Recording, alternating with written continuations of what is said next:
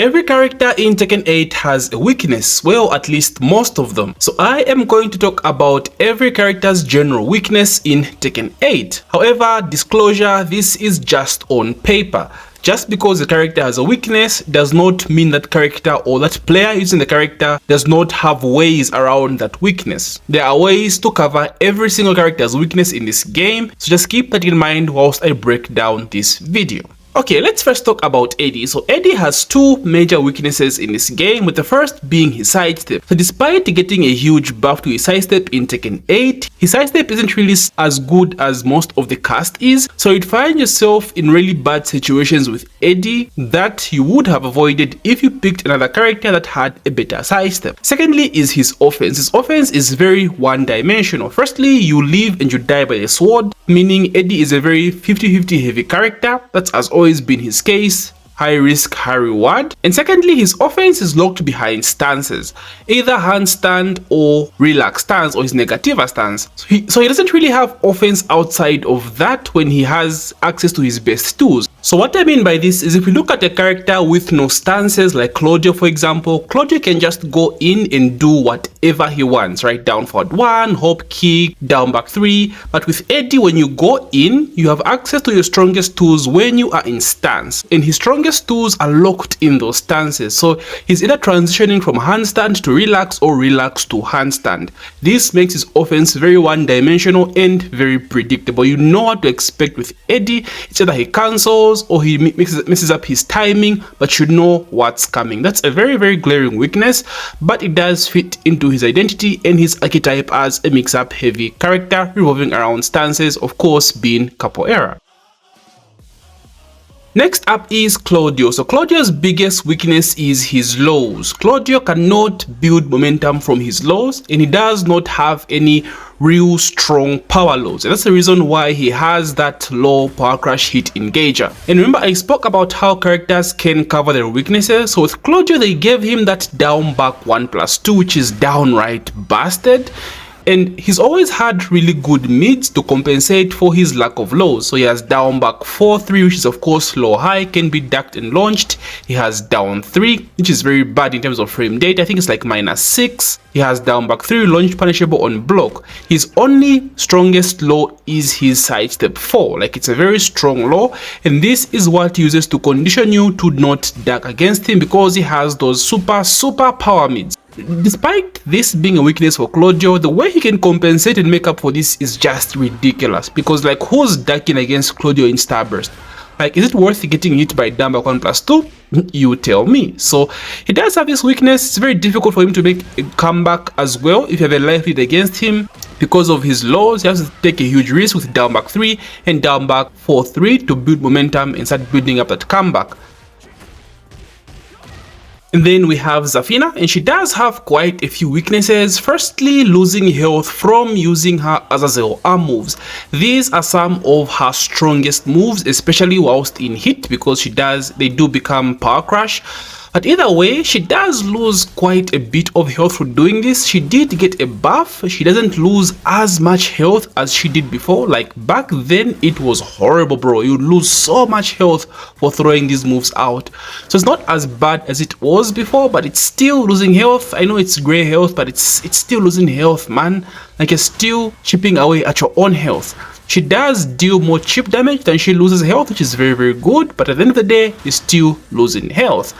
Secondly, she does not have very strong punishment. She does not have a 15 frame launcher. She has to rely on down forward 3-4 as her max damage for 15 frame punishers, which sucks.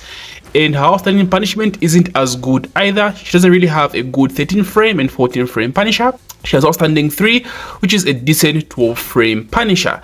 And lastly, Zafina thrives against people that don't really know matchup, like she cooks. I believe this is one of the reasons why she has a very high win rate in rank, because not many people know how to fight against her. Not many Zafinas are popular online. It's very difficult to know how this character plays, and she takes huge advantage of that. But against someone that knows how to fight her, it severely limits her options a lot. You don't really see that many stances of Zafina, especially Tarantula. So it's something to keep in mind as a Zafina player. At the highest of levels, you better know that your opponent will be ready for your shenanigans with this character.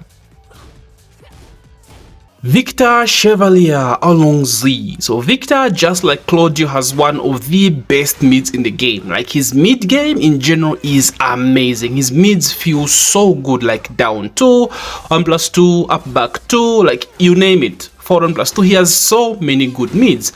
But of course, with good mids, as you see regularly with a lot of characters in this game, come bad lows. In Victor's case, really risky lows.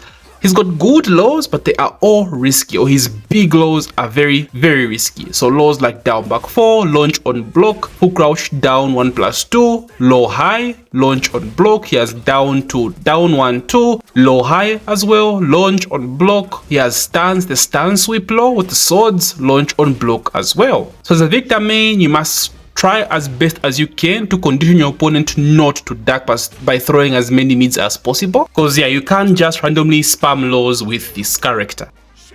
Azucena, the caffeine junkie. So Azucena does not really have good approaching tools. Of course, they nerfed running 3. It's now horrible on whiff, very linear, and is only +2 on block. So Azucena players don't have that many options to get in, or even just check the opponent from range. So think of like a Jin forward 2, like a Demon Paw. That's like a long range too. You see Azucena players using forward 4 a lot, but that's risky as well. There's a mix between, of course, the forward 4 being a high and the forward 4 cancel with the mid, but you can jab her in between. Not many options at range. Not just that, she doesn't really have that many plus frame situations that give her a guaranteed mix-up in her liberation stance. We've seen she's getting up a couple of buffs in season 2 that give her this, like running 3-2 into LB, as well as that new full crouch low into LB. So that will improve her, but as of right now, she doesn't really have that many options to guarantee her mix-ups, unless it be like after a punish that gives her plus frames and then she gets it. And lastly, her outstanding punishment is average, very mediocre at best, nothing outside of 11 frame. She has outstanding 3, outstanding 1, which is 13 frames fast, but really is used as a counter hit launcher rather than a punisher, so that's also another weakness that Azucena has. Reina. This one is pretty well known. Reina's laws suck ass. They're just not that good. It's either they are all launch punishable on block, or they give really bad frame data in general. That's always been a problem with Reina. Her hell sweep has so much pushback and it's only +2 on hit. If you go into Heaven's Wrath stance after the hell sweep, it's +6, but that still limits your options. The low version of the hell sweep is only +2, right? So that sucks. She has high step 3, which is her less risky low, but even that's only 0 on hit. She has down back 2, which is -3 on hit and launch punishable on block. So yeah, Reina's lows are just not it. They're just not it. Like, it's a glaring weakness, but she does have very good mid pressure, so I guess it kind of makes up for it. But overall, this is what holds Reina back a lot. The lows are just very risky. Next up, we have Shaheen, and man, this one is a difficult one. It's so hard to identify what this character's biggest weakness is, because Namco covered a lot of his weaknesses in Tekken 8. Like going back into Tekken 7, it was kind of like low. Shaheen was not that great at max range. She was very good at close range, so he had to get in with risky slides at that particular like max range. But now they gave him a running move, which is like super plus on block. They gave him up forward 1 as well, so now he can just dash up and get in. Like, it's that easy for Shaheen. And they gave him a really good lows as well. In this, they gave him side step 2, which is an amazing low with huge range, does 17 damage, and they improved his lows in his sneak stance as well. He has amazing punishers, amazing war carry, combo damage. Like, he has everything. He's a very, very strong character. So if I had to pinpoint a weakness that Shaheen has, it's his risk, just like low, to get in with a full crouch mix-up. Like, you have to force your opponent to respect you for you to pull off that full crouch mix-up in their face. But like, it's way easier for Shaheen than it is low, because Shaheen he doesn't have to. He can, but he doesn't have to. Like, his lows are people would say they're very mid or like low, because everything is like 0 on block. They do like 13 damage, like he's down 3. Side step 2 as well, being 0 on block. He has down 4, only +1. But that's how he's supposed to be. He's supposed to be like an annoying ass fly or an annoying ass mosquito, always, you know, landing around you, annoying you until you snap. then he blows you up because there's good movement as well. So he like baits you to press buttons and then blows you up. You respect him, he starts his slide bullshit mix-ups. Like, he's an amazing character. But again, if there's a weakness I would choose, it's the full crouch mix-up, having to force your opponent to respect you. Sometimes that can get you killed, but like random hope kicks or like very good means that challenge that particular range. Speaking of which, we have Law next, and like I said, Law thrives at close range. This character wants to be in your face because this is where his strongest tools are. So playing against Law, you want to try by all means to keep this character away from you. Like, this man's is a beast at point blank range, oh my days. But at max range, he doesn't really have that many tools or that good of tools to get in against you. He has to do risky stuff like the jet kick, forward 3, running 3. He doesn't really have that demon paw, right? That, you know, that Kazuya wave 1+2. He doesn't have anything like that. He always has to dash up and make something happen. So with that said, he'll start trying to go in with like max range sweeps, and this is what you use to capitalize against Law. So if you have some really good spacing tools that create some distance between you and the opponent, it's a very good tool to have against Law. But like at the end of the day, this character is still S tier. Like I said, there are always ways to cover weaknesses, and getting in really isn't that much of a huge deal in this game. Very strong character, but suffers mostly with range. Then we have one of my mains, Raven, and Raven's biggest weakness is risk. Risk. For everything you throw out with Raven, there's a chance he's putting himself at risk. Starting with back turn. There's so many times where you're stuck in back turn, and you just stuck in back turn. You panic, either you panic parry or panic power crash. The opponent knows this, gets a huge read on you, sidesteps and launch you for even more damage. Stuff like this. Stuff like his lows are very risky. His full crouch mix-up is not as strong as Shaheen, but is more risky than Shaheen. Most of his lows are slow or don't have that good of frame data to work with. But of course, his biggest issue, like I said, is risk. The reward isn't as worth as the risk, similar to how Victor has very strong means that compensate his very risky lows. But with Raven, he's just an overall very risky character.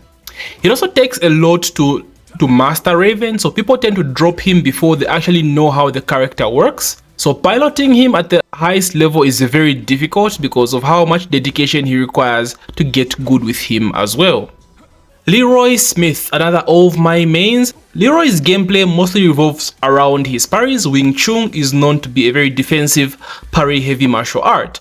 But in a game where parries can be countered by throws, you can't really get all that much going with Leroy in terms of parries. So this huge chunk of his game set or his game plan is just thrown out the window because of how strong throws are in this game. Now, of course, you can use parries. They do work once in a while, but not as effective as he was back in Tekken 7. A huge glaring weakness for a character that's supposed to revolve around heavy parry mechanics.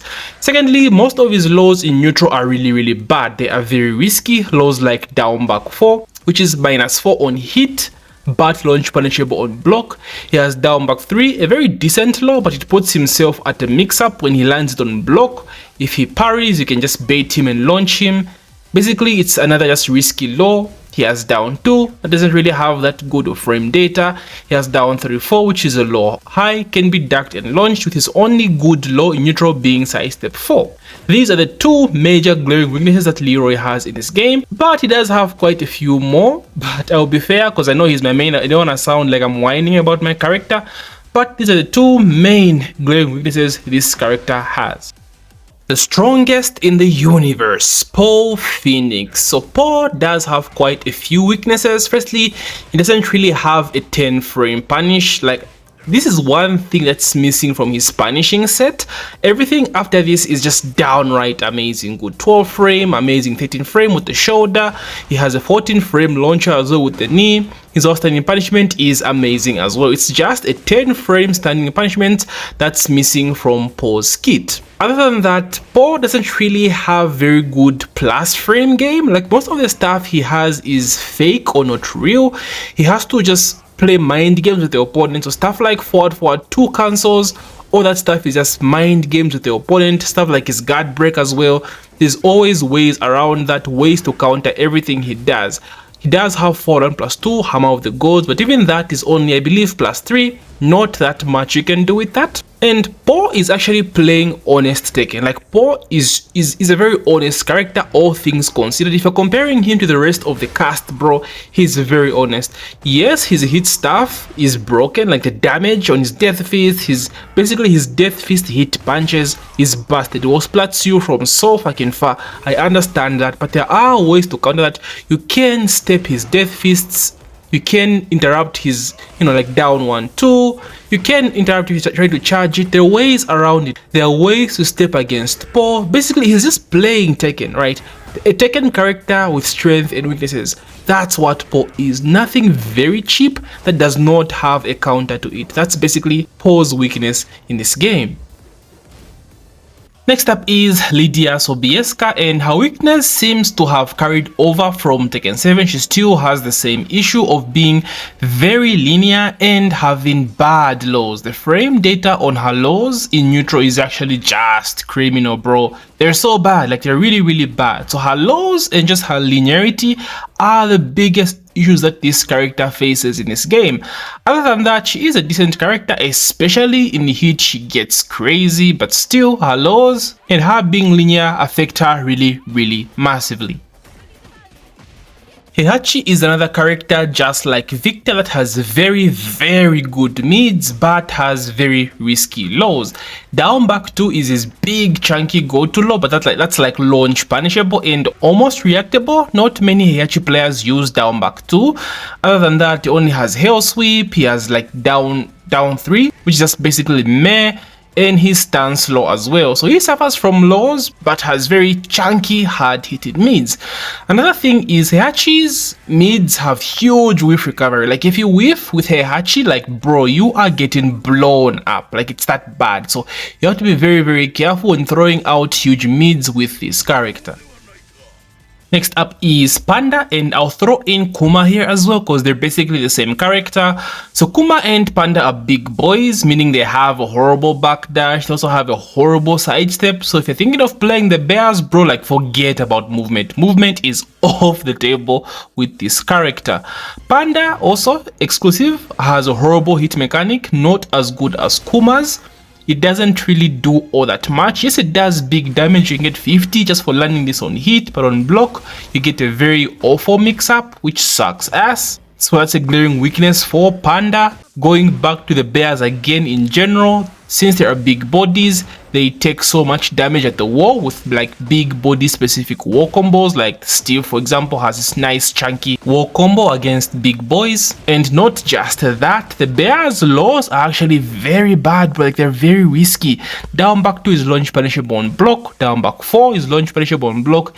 Even the hunting stance down 2 is -15. So these guys are very, very risky. Kuma specifically has been successful because of what he can do with cheap damage, right? So these guys do have very, very bad weaknesses in Tekken 8. Next up is Asuka Kazama. Asuka is missing jabs and as well as a 10-frame punisher. It's important to have a good jab game in this game because it heavily improves your point blank range pressure, and it's just good to have jabs, man. And Asuka has been missing this since she came in the game in Tekken 5. I think it's time to give Asuka jabs, Namco. I think it's time. Not just that, Asuka is a very linear character as well at point blank range. It's very easy to step her moves, both left side and right side. She has good moves at range 2 to range 1, right? Moves like forward 3, which is a homing long range move. Outstanding 1+2 has very good tracking at max range, but very poor tracking at close range. She has running 1+2, which is a homing move. She has forward 1+2, the long range move as well. Very good tracking at max range. So at close range, she's very linear, very, very easy to step, and this is Asuka's biggest weakness in this game. Next is Lee Chabla. Marvelous. So Lee is kind of a weird one. Lee does not have, okay, he has good lows, but they are not that effective in terms of building momentum. He doesn't really have like a good power low, right? They even nerfed his slide in Tekken 8. It does not knock down anymore. It's very difficult for this character to build up momentum outside of back 3-3, and back 3-3 is very risky because it's low high. So it's very hard for you to build momentum, especially when you have a life lead against him. He has to throw out these down threes, these slides, down back three, and it's just a lot. He has to throw out so many of them to make a huge comeback. The only low he has that's decent is down back 3+4 in terms of plus frames. I think it's +3 or +4. Other than that, Lee also has a very mediocre hit mechanic compared to like the best characters in the game and their hit. Lee's hit mechanic is mediocre at best. It just gives you easier just frame input, which honestly you should be able to do as a Lee player anyway. So those round up Lee's biggest weaknesses in this game. Xiaoyu is a character that suffers from a lot of range issues. At like max range, range 1 to range 2, you'll see a lot of Xiaoyu players spamming forward 3. This is honestly the best option they have. If they don't do this, they'll probably do like a dash up into AOP 1+2, AOP slide, but mostly if they get frustrated, they'll start with coming in with a running 3. So she suffers a lot at max range. She always wants to be in your face or like range 1 somewhere there. The other problem with Xiaoyu is she suffers a lot if she's going up against characters that have really good mids that challenge her in AOP. Because when Xiaoyu goes in AOP, she just does it manually most of the times. It's very rare where she's like plus and then she's in AOP, like after running 3 for example. So Xiaoyu's strat is usually like AOP into AOP hop kick. But if a character has a very good mid, like Victor's down 2, this gives Xiaoyu a lot of problems. Like she has to play honest Tekken, which is not her game plan. She wants to abuse AOP as much as possible. And lastly, like I say, she doesn't really have plus frames to utilize all that much with her AOP. Most of her pressure is fake. It's mostly just gimmicks, crushing baiting you to throw out mids or highs. She's not like a plus heavy character or like a mix-up heavy character, like forced mix-ups like Eddy, and fake situations that just mess you up if you're not familiar with how this character plays. Jin fucking Kazama, bro. This character, this is one of the few characters I look at and I just can't put a weakness on this character. Like, someone tell me in the comment section right now, like, what is Jin's weakness? I swear this character has no weakness. Honestly, they made him the protagonist of this game. Like, he is him, bro. He is the main freaking character. Perfect punishment, perfect loss for every situation. He's got a parry, a throw game, complete throw game, a good power crush, combo damage, war carry, bro. You name it, Jin has it. Like, I'm sorry Jin mains, but like, this is not even hating on your character, but honestly I can't figure out any weakness on this character. Like, if you're a Jin main and you tell me, oh, Jin sucks at this, bro, let me hear it, but like, come at me, I'm waiting. This character has no weaknesses. It's actually insane. Kazuya is a character that heavily relies on momentum to get going. What I mean by this is he wants to knock you down, and from there it starts this just train wreck of mix-ups that you have to hold. He just can't poke you in neutral, right? Like a down forward 1 gameplay, nice neutral, a jab check here and there. He does have like forward 4, but outside of that he doesn't have much. Mostly when he throws out a mid, he loses his turn. It's either he knocks you down or he throws something that's like, you know, -8 and can't do anything afterwards, because he's an Oki kind of character. He knocks you down and mixes you up, knocks you down, mixes you up. That's basically Kazuya. Not just that, he's also a very hard character to learn, very hard character to master, being a Mishima, of course. Like, despite Mishima's being made a bit easier, he is still hard to master, man. Kazuya is a difficult character. But other than that, neutral is Kazuya's biggest issue, as well as just not having good get off me moves. He doesn't really have a good counter hit 2. He has down forward 2, but it's unsafe. He has back 1+4 power crush in hit. Chukoi! That's amazing defensive too, but that's the best he has, and that's only in hit. So yeah, Kazuya is strong, but he does have some really glaring weaknesses. Nina Williams. So Nina is another character that suffers from range issues. She is very strong at close range, but not so much at max range. She has moves like down back 2 at max range, running 1+2, quarter circle forward 2, quarter circle forward 1, forward 1+2, but they are not as effective as the moves she has when she's in your face. And talking about being in your face, she has down forward 1, and this is what she needs to get her offense going. So this is a strength that Nina has and a weakness of some sort, because there are counters to her down forward 1 to pressure.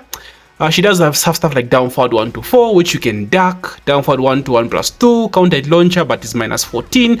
So there are risks to what she does, and she needs to get going. If Nina doesn't get going, Nina players get impatient, start going for sweeps and orbitals and grabs, the risky stuff, and that can get them killed.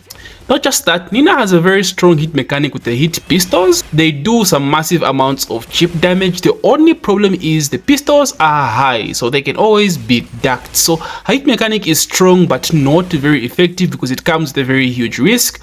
Unlike someone like Raven, who does some massive chip damage to the clones, but they are mids, so Nina suffers from this as well. But she is mad strong, one of the best characters in the game for sure, and she can cover all these weaknesses I've covered because she has options for almost every situation. But in general, that's what you look at when you're going into a Nina matchup. Hwoarang. Now this is a character a lot of people struggle with, and remember what I said about how every character has a weakness, well, except Jin, but like every character has ways to cover those weaknesses depending on who is playing the character. This applies a lot to Hwoarang. The biggest weakness that Hwoarang has is he is very vulnerable when he is in offense, right? When he's in Flamingo, right? Flamingo, left Flamingo, whatever, he cannot block during this stance. So if you get a clean sidestep against him, he can't do anything, right? You get a power crash. Power crash is very good against him whilst in Flamingo because again, he can't block. And again, power crashes are relatively safe in this game if they absorb hits. But a good Hwoarang player has layers on layers of mix-up. So it can be very, very difficult to know when to interrupt this character when he's doing his bullshit strings. But at the end of the day, he is vulnerable, just like Eddy, right? He is in stance and he can't block, so he is very vulnerable. You have to know the gaps and have to have answers for most of the situations that Hwoarang finds himself in. Another weakness Hwoarang has is he doesn't really have that good of low crash moves. He only has down back 3 in terms of low crash, so in terms of high crash, so you won't really find yourself struggling all that much if you're using a character like Steve that has jabs, because he doesn't have very good ways to go under jabs. So that's another glaring weakness that Hwoarang has, but mainly he has to get his offense going by going into Flamingo, and that's also a very huge risk for him.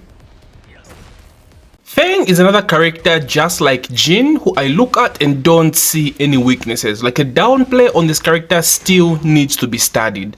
Bro, like Feng has everything. He's a complete character. Feng in Tekken 7 had weaknesses before Season 3. He did not have very good combo damage and he did not have good war carry. That was his biggest weakness back in Tekken 7 until they buffed him in Season 3, gave him that down forward 4 3 screw, which heavily buffed his war carry. They also improved his damage massively, and come Tekken 8, it seemed they just doubled down on this. They gave him more plus frames with back 3. He has good punishment now with outstanding 1-3, evasion, counter hit 2s with back 1. Like he has everything. Like Feng mains, please tell me what's wrong with your character. Like I want to hear it.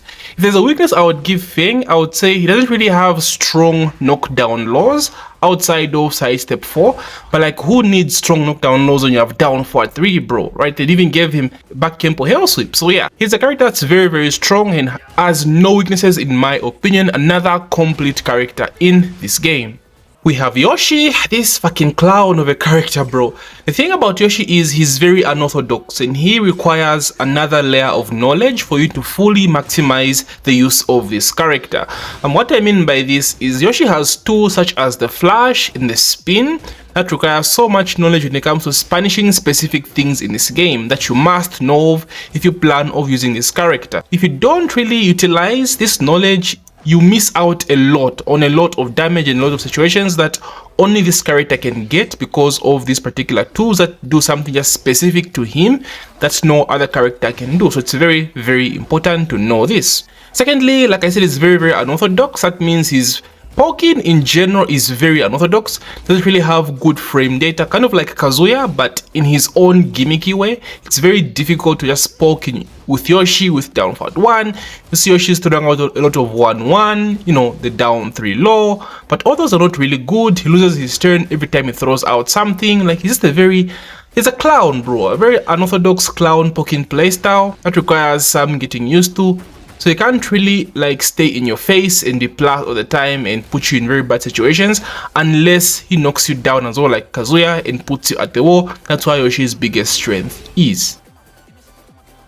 Clive Rosefield. Clive heavily relies on mix-ups to open you up. He is very weak at close range. Like, you always want to be in Clive's face. He doesn't really have good panic moves, a good jab game, so you want to pressure him as much as possible. You see Clive spam a lot of forward 1+2 because that's like his best defensive tool that he has outside of his power crush. So he relies too much on mix-ups to open you up. He always wants to be like at minimum +2 range. He can dash up at you with the stance and mix you up with the hell sweep or the go low. So he has that going for him, but at close range it's a very huge problem for him. He also loses his turn. Most of the time he throws stuff out. He does have good plus frames here and there, but not as huge as most characters in the game. He's a decent character. He does what he's supposed to do. His weaknesses are glaring, and close range pressure is not where Clive wants to be. Lili is known to have the best side step in the game, but weirdly enough, she is also very linear to step. Like on God, this character is probably one of the most easiest characters to sidestep in Tekken 8, bro. Like, her moves have horrible tracking, kind of like Asuka. At close range is just bad.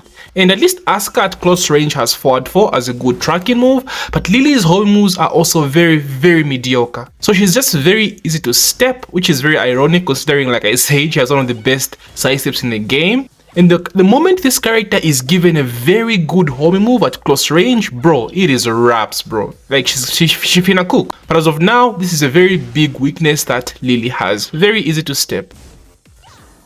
Alisa Boskonovich. Now, Alisa has very strong long-ranged move like running 3, running 2, forward 4, down 3. But the only problem is she is very susceptible to being floated. All these moves leave her airborne. So at long range, jab checking Alisa is very, very strong. She can't just come in for free with these moves. She has to always calculate her offense. Not just that, Alisa does not really have very strong knockdown lows as well. She only has down 4, which is reactable, and she has a chainsaw hell sweep again, which comes out from chainsaw stance. So making a comeback for Alisa can be very difficult at times. Of course, she has that chainsaw stance, which is absolutely busted. But again, she has to enter that chainsaw stance for her to make that big comeback. These are the biggest things that Alisa suffers from in Tekken 8. My boy Larzu. This one is very much well known. Lars is one of the riskiest characters in the game when it comes to his lows. He also kind of falls in the same category as Victor and Heihachi, having really good mids but having one of the most riskiest lows in the game. Not just that, Lars is also very linear. He's very weak to sidestep right. You can beat almost everything he has with sidestep right, kind of like Lili. And lastly, he relies mostly on stances to get going or open up your opponent. Most of those stance transitions are just fake pressure. It requires a lot of conditioning and a lot of stance pressure, which cannot always go your way because at the end of the day, it's just mix-ups.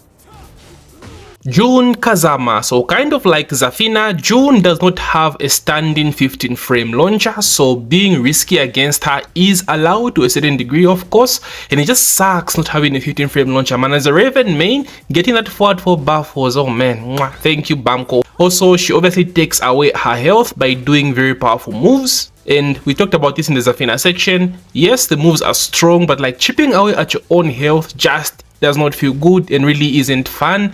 And lastly, she doesn't really have that many big lows. She doesn't have like big health sweep lows or lows that knock you down outside of her stance. That one stance health sweep she has is very good, but like it can be hard with Jun as well, mounting a comeback when the opponent has a life lead against her. Devil Jin, Kyorfu, Shie, Tiaros. Devil Jin just sucks at close range. That's all that it is. His down forward 1 was changed, and this version just sucks ass. The hitbox, the range, everything about his new down forward 1 sucks. They also changed his down forward 2, now gives him the transition to Morning Crow. His old down forward 2 used to launch on counter hit, so he has to rely on 1-1 confirms, dick jabs for defensive stuff, as well as EWGF. Like Devil Jin wants to be at range 2, right? The Morning Crow range, forward 2 range, back 4, forward 4. That is Devil Jin's range. Not that much, not that good up close. A lot of stuff also gives him pushback, stuff like down 3 pushes him back as well. So he just wants to be at the range that he's very, very comfortable at, where he can use his long range tools. Jack 8. So Jack 8 is a big boy, so obviously he comes with a lot of negatives that come with having a big body. But unlike Kuma and Panda, he actually has a very good backdash, one of the best in the game. However, just like Kuma and Panda, he cannot sidestep very well, and since he's a big body, he's susceptible to the big body combos at the wall, so he eats more damage than your average character. Jack also struggles with defense. Outside of his jabs and forward 2 and his gamma power crush, he doesn't really have very good defense or counter hit tools.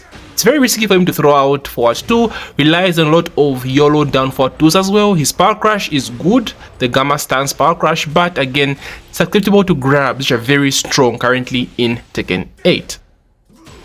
King. So King has firstly the worst backdash in the game. Like, it's actually horrible. But he compensates for this in very good ways. He has his back Jaguar step, which is good, but the only problem is with back Jaguar step, you are limited to Jaguar step options like Jaguar step 2, which guarantees you a throw. If you had a good backdash, you just backdash, create a whiff, then launch. But because you're locked in this, it's not really as effective as a normal backdash. He also has his down back 1+2 muscle power crush, which can be a nightmare to deal with. This also kind of compensates for his horrible backdash. Not just that, King is a grappler at hand, so sometimes when he's trying to make a comeback and wants big damage, he kind of has to go for a grab, and if the opponent expects this, they'll be easily ducking and easily breaking throws. Like, at the end of the day, most of King's stuff or King's grabs are mix-ups, so if your opponent is just having a good day and has a cracked throw break game, King can struggle in that sense. But all things considered, King doesn't really need grabs all that much to do well in this game, but if he wants that big damage, he has to go for the grabs, and this can be sometimes predictable.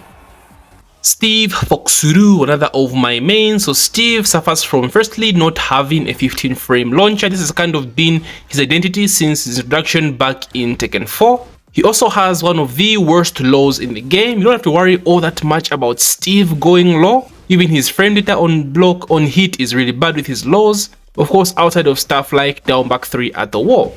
Steve also doesn't really have that many good means and is susceptible to sidestep, so you can take risks a lot against Steve. The only thing you have to worry about this character at close range is back 1. Other than that, you can challenge Steve in a lot of situations and move around without taking that much risk. You can move around and not think about getting hit by a random down for 2, like Hwoarang down for 2 or Pot down for 2. Steve does not have that. You can be very flexible against him and take huge risks. Sergei Dragunov. So Dragunov does not have good defense in this game. Dragunov relies on counter hit 1-1, his power crush, and just general movement. There's a reason why Dragunov players are so aggressive, because Dragunov is mostly successful when you stay aggressive against your opponent. You don't want to be on the defensive with this character because you don't have that much to work with. Dragunov also wants to be in your face. He's very weak when you zone against him. Yes, he has running too, but all that stuff can be stepped if you time correctly. He wants to stay in your face and not be on the defensive end. So try by all means to be as aggressive as possible when you fight this character, but he does have a good sidestep, so you have to be careful with that. Bryan Fury. Bryan's biggest weakness is the fact that he doesn't really have that good of a high crush move.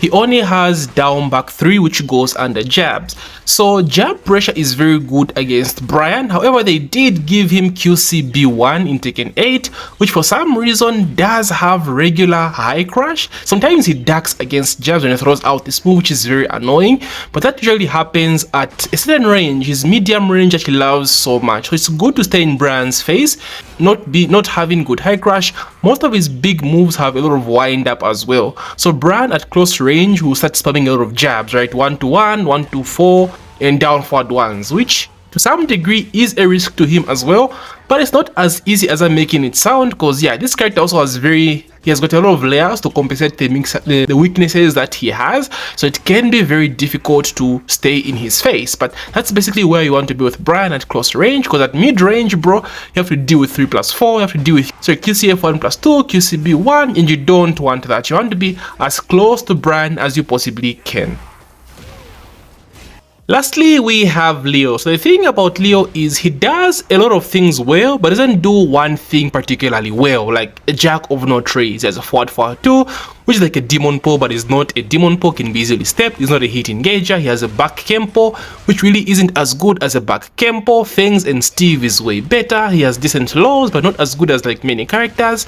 He has a stance pressure as well, but not as effective as most of the other stance characters, like Lidia, for example. So everything that he does have a weakness, whether it's sidestepping, punishment. That's basically how Leo works, but still he's a very well-rounded character, and again can compensate very well in covering those weaknesses. So there you have it, Nemi gang, the general weakness of every single character in Tekken 8. Now obviously I haven't covered every single weakness, there's obviously more, but I thought I'd just focus on at least the major weaknesses that identify the character. If you have any additions or subtractions, please do let me know in the comment section below. Was I fair on every character? Just let me know your thoughts. If you have a different opinion, I would love to hear them. So anyway guys, thank you so much for taking the time to watch my video. If you've made it this far, thank you so much. It was a long ass video, I know, but if you did, please don't forget to hit that like button and consider subscribing, checking out my content, and if you find it worth it, please do consider subscribing. Thank you so much guys, and as usual, may the frame data be ever in your favor. GG.